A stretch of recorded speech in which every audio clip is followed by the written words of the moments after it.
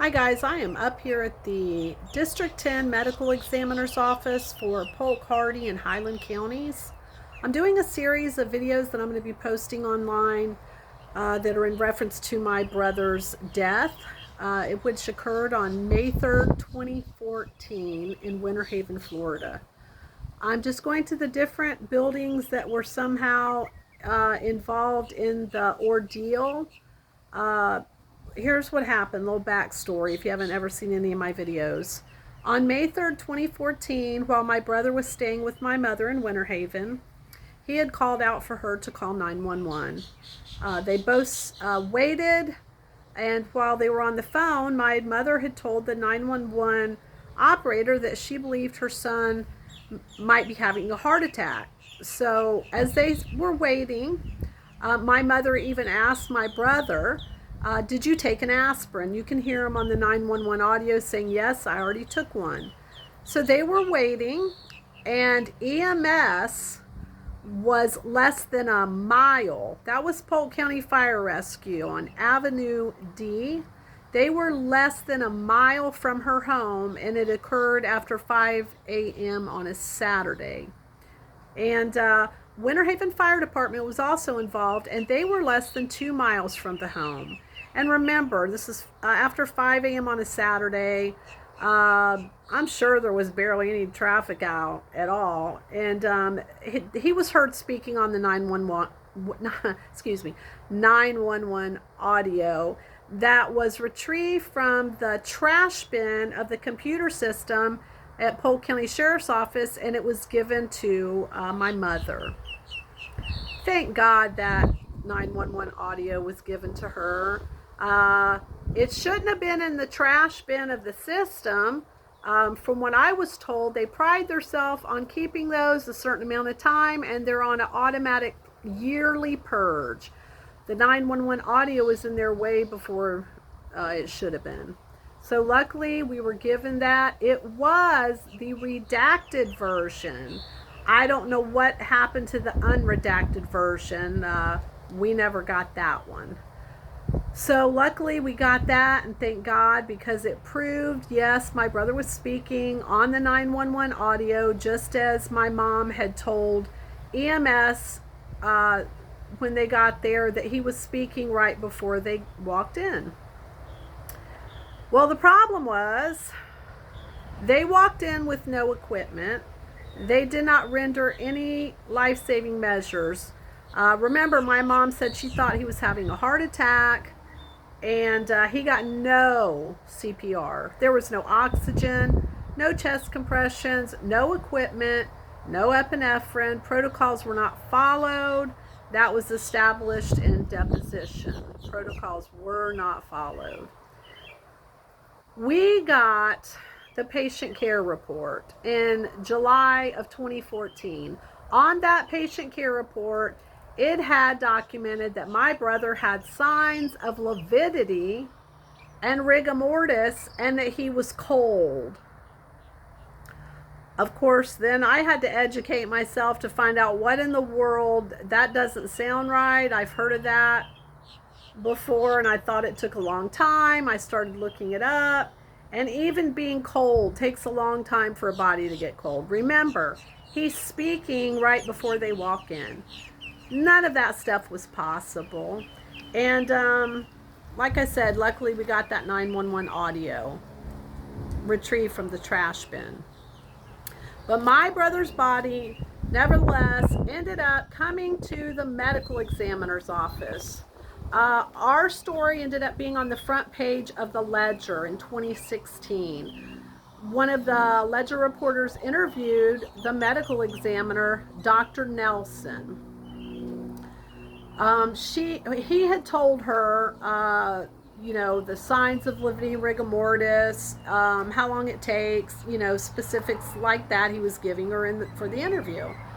And he finally asked her, well, what is this about? And now this was told to me from the reporter. She said that the medical examiner, Dr. Nelson, when he asked, what is this about? And she told him about my brother speaking on a 911 audio right before EMS arrived. that he abruptly stopped the interview and said they had told me he'd been dead for hours and this interview's over. So I guess he was upset to find that out. But you know, law enforcement and the medical examiner's office, they should work together in these death investigations, because that's what they ended up doing. They called my brother's a death investigation. So they even taped off in front of my mom's house with the crime scene tape. They called a crime scene investigator in, and one of the police officers for the Winter Haven Police Department, who's no longer there, Officer Wanson Etene,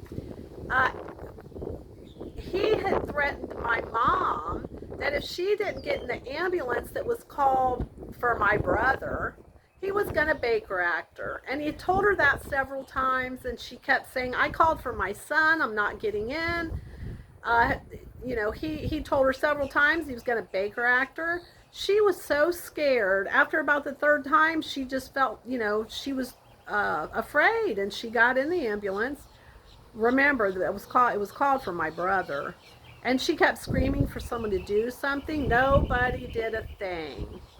So my poor brother, there he was, left lying in my mom's house on the living room floor. Now, let me go back to the medical examiner. So I reached out to the medical examiner after the front page of the newspaper article.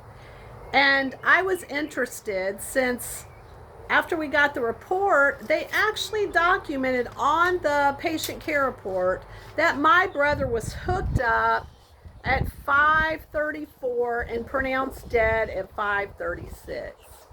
Well, my mom said they didn't bring any equipment in. What were they hooking him up to? So I'd reached out to the medical examiner, and he said he went through the case file and there are no EKG strips. Okay. I also have a document where he requested, or the medical examiner's office requested, the medical records on my brother from the Polk County Fire Rescue EMS. They had asked for all the records that they had for him, for my brother. Well, at first, many years ago, when I asked Dr. Nelson if he could please send me the patient care report that he got, because when we got our patient care report in 2014, there were no strips. And I asked them if everything was there, and they said that's everything. Well, there was no evidence they hooked him up, because guess what? They never hooked him up. Okay, that's a problem. And Dr. Nelson wouldn't send me what he got. He said, I'll have to get that from Polk County Fire Rescue. Well, just last year, he finally sent me the patient care report that the medical examiner's office requested. Guess what? No strip. That's because they never hooked him up. But are you ready for this? So when Mom filed a complaint, all right, and we never heard back from that complaint, well, then I had to contact the deputy. It was the deputy county manager at the time, I believe, Gary Hester, who was before that, he just happened to be the Winter Haven Police Department chief. And that was during my brother's incident. Well, he eventually ended up at the Polk County government, and he was the deputy county manager, Gary Hester. Well, we let him know what was going on. Well, then they opened up an investigation. It was the Professional Standards Division at Polk County Government, BOCC. Well, the lady in charge of the investigation, she wanted to know where are the EKG strips? Where is the evidence this man was hooked up? Because they're saying he was hooked up. They didn't have any. Well, then she ended up having to go to a battalion chief by the name of Michael Lunsford, because I had asked her when she told me I finally got some strips, like it was photocopy of strips.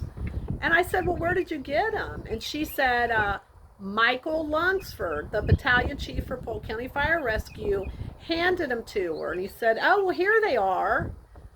Now, remember, this was, let's see, a year, way past, it was past a year when that investigation, when he finally handed her those strips. It was a year and several months. I think a year and, let's see, May, June, July, August. A year and 4 months, I believe. So, oh, here they are, really? Well, then why? Those weren't my brother's strips. They didn't have his name on them. Guess what else? Pulseless electrical activity was on these strips. They were photocopies. Didn't even have my brother's name. They weren't my brother's. Would love to know where they came from and who gave them to Michael Lunsford. I don't know. Mr. Lunsford's no longer with the Polk County Fire Rescue. I would love to know who handed him the photocopy of those strips. Because guess what? The medical examiner's office never got that. And do you know that I was also told in an email from Dr. Nelson that if there would have been strips, they would have come in with my brother's body.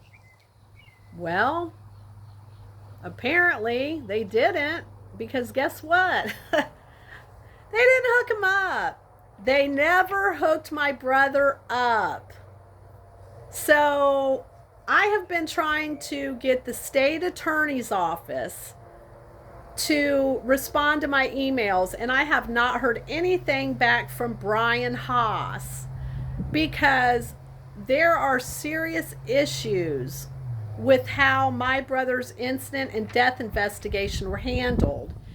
And we're talking about EKG strips that were not my brother's, that they decided, oh, well, here they are, and they handed them over to try and say, oh, well, these are his. Yeah, see, he was hooked up. No, he was not hooked up. They're not my brother's strips. I finally got the patient care report from Dr. Nelson's office. He never got any strips. Meanwhile, nobody's been held accountable. The people involved are still going to homes in Winter Haven in Polk County, Florida. I have audio testimonies from the investigation on Cookie Groover's Facebook page. Please go over there and listen to them. Oh, I also have to make mention, I have 4 different time of deaths for my brother. Yes, 4 different times of death. This needs to be reinvestigated. This is very serious what happened, especially when nobody's been held accountable and the ones involved are still going to homes. Some have even been promoted. This is unacceptable.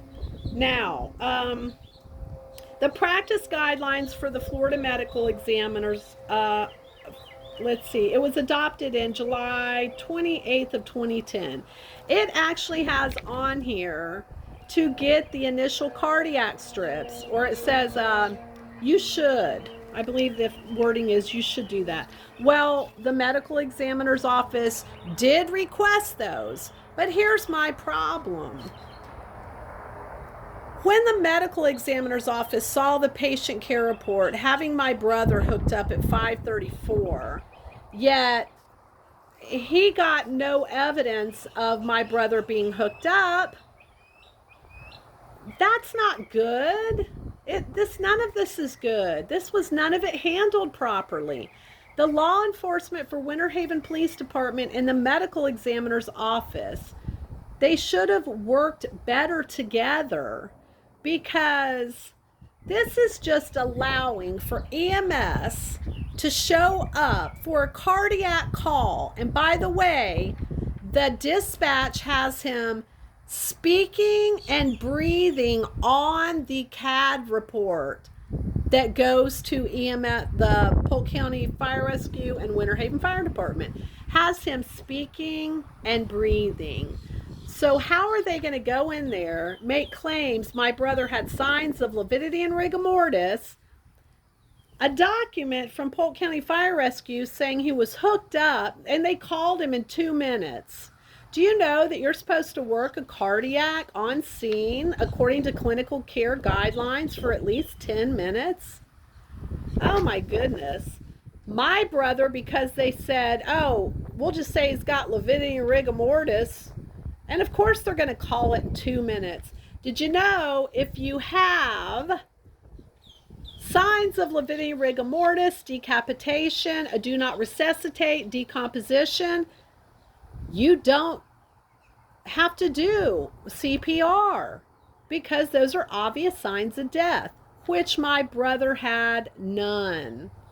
So I fear for Polk County citizens, because if EMS is just going to walk in, imagine living alone, and my mother was a witness to this, and she told them, he was just talking to me. She even attempted CPR on her son when he fell over while waiting right before they walked in. But you can hear him talking on that 911 audio. Remember, less than a mile away was the ambulance, and less than 2 miles away was Winter Haven Fire Department. You would not have those signs. That's absolutely ridiculous. Look up lividity and rigor mortis. You would not have that in that amount of time. One of the EMTs, Timothy Christian, testified that it took him, he said, 5 minutes to get there, and they came from that station right down the street. We also have testimony from, I believe it was, Corey Hart, Winter Haven Fire Department. He said they came from Station 1, and that was less than 2 miles. He said that's where they came from.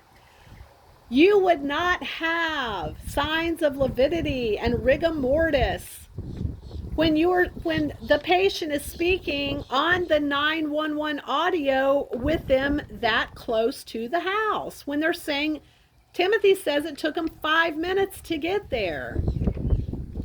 You wouldn't have that. But guess what? They didn't give him CPR like they should have. No, they didn't.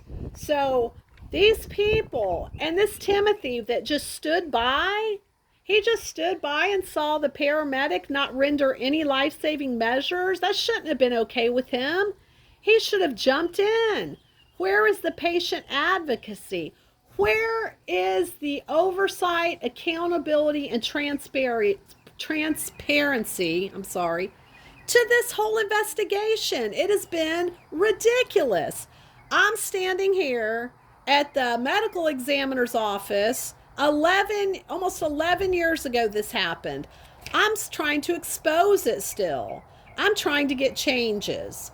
I am trying to educate people to get your patient care reports, your 911 audios, get autopsies. Ready for this? My brother, I had someone look at my brother's autopsy. Do you know that I have had a friend of mine who had a 90% blockage? My brother's was way less than that. He was walking around. They stented it. You know why? He had good medical help. My mom had triple bypass. You know what?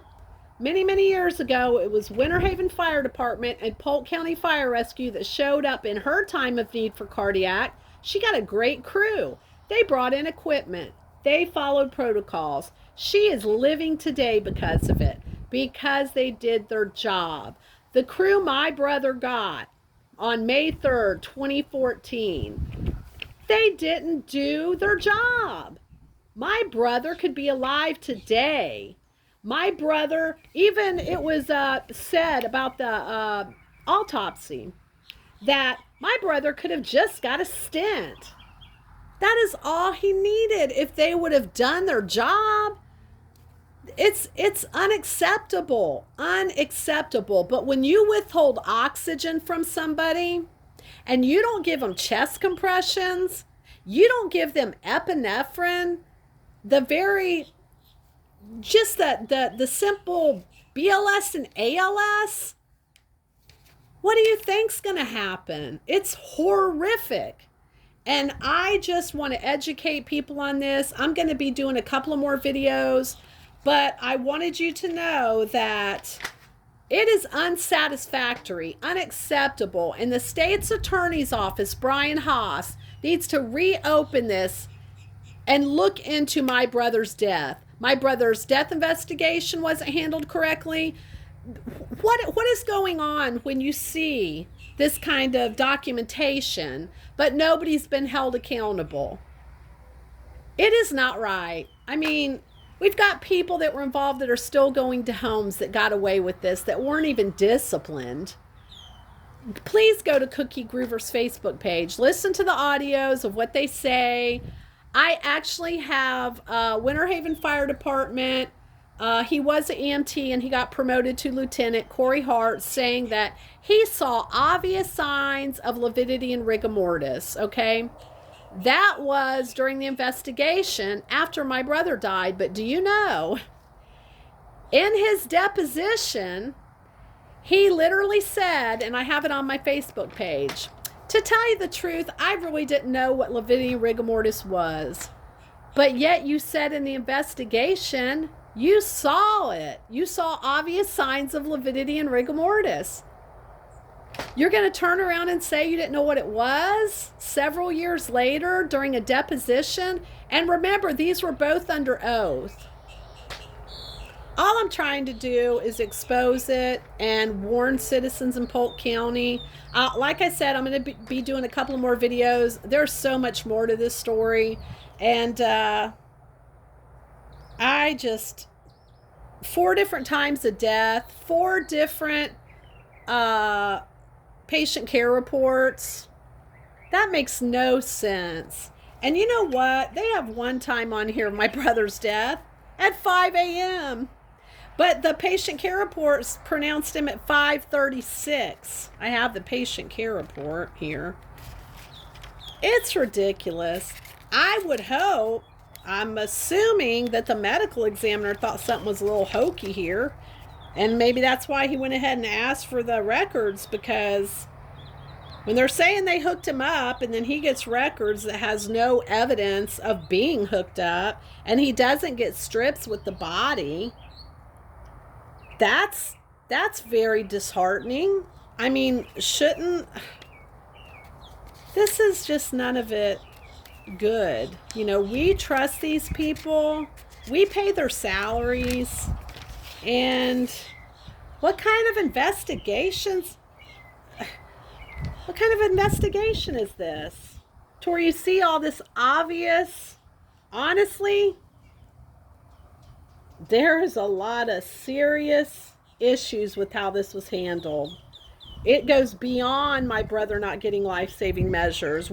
This is going into something a lot more than that. And may I just say that when former officer for Winter Haven Police Department, Wanson Etene, kept threatening my mom, and it's documented, do you know that my mother's Medicare was billed for an ambulance she called for her son? They billed her. So we had to call Medicare and tell them what happened, what transpired. Get ready for this. This is a kicker on this. Do you know that when I picked up my mom's patient care report at Polk County Fire Rescue, they had photocopy of EKG strips that went to her, but it didn't have her name on it. And guess what? She was never hooked up to any equipment. Nope. But I read that in order to collect money from Medicare, that the ambulance ride has to be justified. Now, does that mean they have to come up with some kind of EKG evidence they were hooked up? I don't know, but we let Medicare know what happened, and Medicare reached out to the Polk County BOCC, and Medicare got the money back. But then Polk County Fire Rescue turned around. They billed my mother. They had the nerve to bill my mother for an ambulance she called for her son, where they didn't even give life-saving measures, and was threatened by a police officer to get in an ambulance she called for her son. Are you kidding me? Brian Haas, please do your job. This is a huge dereliction of duty on the part of the state attorney's office, the city of Winter Haven management, the county of Polk County management. You guys have let the people involved to still go to homes. They should have all been terminated. And it goes much deeper than just them. What in the world happened with this death investigation? Samantha Phillips, Donald Nunnery, Winter Haven Police Department. It says on the detective checklist to request the 911 audio. Did you? I mean, and how did it end up in the trash bin at Polk County Sheriff's Office before it was supposed to be? I have the email where the girl found it. This is all unacceptable. And, oh, let me just say this. I have reached out on Facebook, Polk County Sheriff's Office, to warn citizens about what happened. Do you know that I was banned from a government Facebook page? Polk County Sheriff's Office banned me. Isn't that a violation of my First Amendment right? A government Facebook page banning somebody for telling of their grievances against the government that we pay their salary. It shouldn't have to be this hard. I'm sorry if I'm yelling. I'm upset. I'm passionate about this. I fear for the citizens of Winter Haven and Polk County, because this all happened and nobody's been held accountable. I don't get it. Oh, let me give you another real quick story. I had reached out to the state's attorney's office many years ago, and it was Jerry Hill, Beverly Cone, and Thomas Andrews. First of all, I'd reached out to the DOJ. Then the next thing I know, the state's attorney's office is calling me. So apparently the DOJ must have said, hey, call this lady. Well, Tom Andrews did, and he said he was collecting all the information. He'd get back. He was going to interview Mom and I. Never heard back. 3 weeks went by. I contacted him. Ms. Beverly Cone told me they all decided not to do it. And I said, well, for what reason would you decide not to investigate it? We just all decided. And I go, well, what was the reason? And she said, well, I don't have to tell you the reason. I'm like, well, who all is we? She said it was Jerry Hill, myself, and Tom Andrews. She was very rude. She's no longer there. Neither is Jerry Hill. Neither is Tom Andrews. But here's the thing. After that, I thought it was so odd, and I couldn't believe how they would just drop it like that. I started doing some of my own investigations. I started pulling up records. And do you know, I found out that the paramedic that worked for Polk County Fire Rescue, oh boy, he was fired in North Carolina as a paramedic for 3 counts of sexual misconduct. But Polk County Fire Rescue hired him. That's not acceptable. Did they not check his record? I checked it and found out. How could they just not do that? And are you ready for this? Jerry Hill. There's a record where the state's attorney's office, Jerry Hill, signed on. There were charges of battery on a security guard by guess who? The paramedic that showed up for my brother. The same paramedic that had 3 counts of sexual misconduct in North Carolina that was fired. Battery on a security guard with video evidence, and that was in August of 2014. That was after my brother's, and he didn't leave Polk County Fire Rescue until December of 2014. So after he after he battered a security guard. He's still going to homes as a paramedic for Polk County Fire Rescue. I'm like, wait a minute, boy, that wouldn't have looked good. If the state's attorney's office goes to open up my brother's investigation like they said they were going to do, they started on it and they didn't finish. Oh boy, well that wouldn't have, they must have said, uh-oh, this guy was, we have him down for battery on a security officer in August, and he was still going to houses, and he was also involved in allowing a man to just lie there with no oxygen or chest compressions or, oh boy. Then I pulled up records for the other ones that some of them had domestic violence. One of them had a mugshot. I mean, I looked him up and I went, are you kidding me?